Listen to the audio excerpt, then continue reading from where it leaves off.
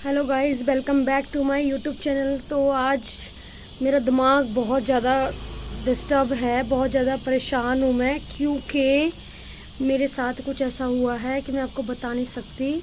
सवेरे सवेरे जब मैं उठी, मैं रोज़ उठती हूँ और मैं 10-11 बजे दुकान पे आ जाती हूँ, ठीक है। और उस बीच में मुझे ये उम्मीद रहती है कि जो मेरी बुआ है, जो कि आंखों से ब्लाइंड है, भाई वो आए, हमारे पास बैठे, हम साथ में चाय पिए, दो बातें करें, क्योंकि मैंने तो फिर चले ही जाना होता है। लेकिन भाई बुआ ऐसी है हमारी, जो हमारे घर आके राजी नहीं है, उसकी मिन्नतें करनी पड़ती है। बुआ जी आ जाओ, चाय पी लो, ये वो। यार इतना कौन करेगा?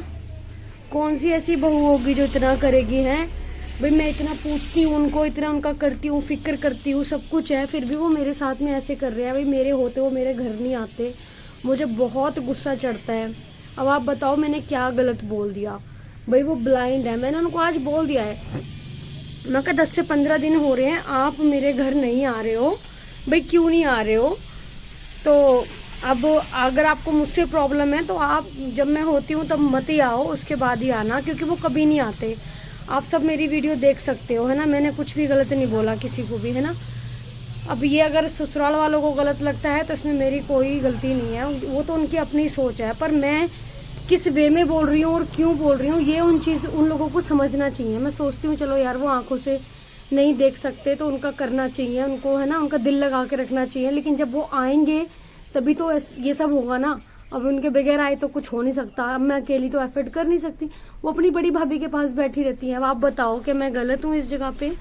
क्या मेरी बहुत बड़ी गलती है? और यार सवेरे सवेरे इतना दिमाग खराब होता है ना, बहुत ज्यादा।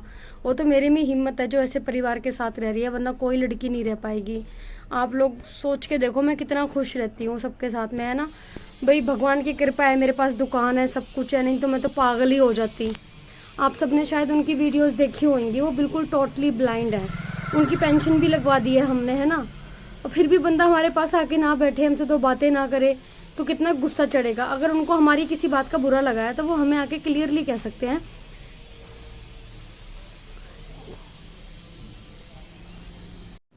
यार इतना इस घर में क्लेश है ना, इतना क्लेश है ना कि मैं तुम्हें बता नहीं सकती। छोटी सी जगह है चंडीगढ़ में, उसमें ही कितने लोग घुसे हुए हैं, चाची सास, ताई सास, चाचा, बुआ, हम।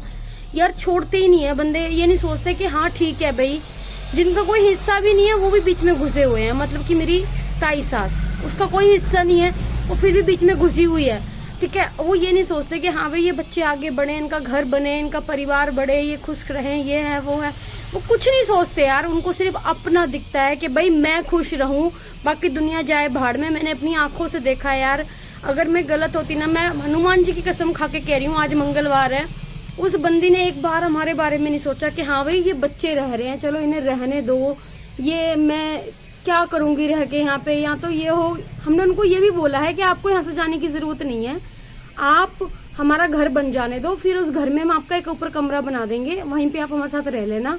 लेकिन वो बंदी फिर भी एग्री नहीं है। अगर वो ये भी कहती है ना कि हाँ तुम घर बनाओ, तो वो ये कहती है कि तुम अपने पैसे से बना लो, मैं तुम्हें 1 रुपया नहीं दूंगी, और बना करके तुम मेरे को रख लो अपने साथ। लेकिन वो बंदी जाने का नाम नहीं लेती यार, बहुत कॉम्प्लिकेशंस हैं। शायद मैं तुम्हें समझा नहीं पा रही हूँ कि मैं क्या कहना चाह रही हूँ, शायद तुम समझ नहीं पा रहे हो, लेकिन मैं पागल हो चुकी हूँ, मैं खुद पागल हो चुकी हूँ, और मेरे पास कोई और रास्ता नहीं है सिवाय यूट्यूब पे शेयर करने के अलावा, ठीक है। ताई सास का कोई लेना देना नहीं है हमारे घर में, हमने उनको रहने के लिए जगह दी थी, ठीक है। उनकी पीजीआई में सरकारी नौकरी है। वो बंदी ना तो हमें एक पंजी देती है, ना वहां से जाने का नाम लेती है, ना कुछ। उसकी एक लड़की है, आज 30 साल हो चुके हैं उसे हमारे साथ रहते रहते, है ना।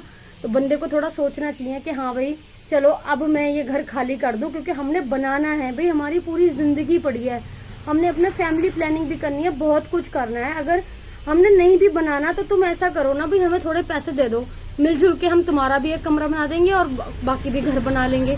लेकिन वो इस चीज से भी एग्री नहीं है। अब आप बताओ बंदे कितना परेशान करेंगे यार हमें, हम कितना दुखी हो चुके हैं इन चीजों से। मैं इतनी परेशान हो चुकी हूँ कि मेरा दिल करता है कि मैं घर छोड़ के कहीं भाग जाऊं, लेकिन मैं ये सोचती हूँ कि यार बहुत दिक्कत है। अब आप लोग कहोगे कि रह रही है, रह ही जान दो, तुम्हें क्या ही दिक्कत है यार, बहुत छोटा कमरा है वो, है बन जाएगा तो हमें भी। गर्मी में टीन वाला कमरा है, बहुत तपश आती है, हो बन जाएगा तो हमें भी राहत रहेगी, उसको भी राहत रहेगी, आराम से सब रहेंगे। लेकिन नहीं भाई, उनके दिमाग में कुछ नहीं घुसने वाला। इन लोगों ने तो कंजर क्लेश कर रखी है। वो तो मेरे में हिम्मत है जो मैं इस घर में निभा रही हूँ भाई, किसी से लड़ती नहीं, झगड़ती नहीं, कुछ नहीं कहती। बस इन लोगों के मैटर में पागल होके बैठ चुकी हूँ। मैं तो मेंटल हो जाऊंगी, मेरी स्थिति पागल होने वाली हो चुकी है अब बिल्कुल ही। दिमाग का दही कर दिया है भाई। उसकी एक लड़की भी है, जमाई है उसका, उसकी लड़की के आगे बच्चे नहीं है, क्या वो अपनी माँ को नहीं संभाल सकती? अब उसने पूरी जिंदगी तो हमें कमाई नहीं दी है, ठीक है, हर चीज में नॉमिनी उसकी लड़की है, उसकी अपनी लड़की को ही सब कुछ देगी। वो तो हमसे क्या उम्मीद रखी है कि हम उसकी सेवा करें? यार नहीं यार, ऐसे नहीं होता, ठीक है। सगी सास होती मेरी तो मैं शायद फिर भी सोच लेती कि हाँ भी ठीक है, वो सगी नहीं है मेरी, बट फिर भी मैं उसका इतना करती हूँ, फिर भी पागलपंती दिखाते हैं लोग यार। दिमाग खराब हो गया बहन।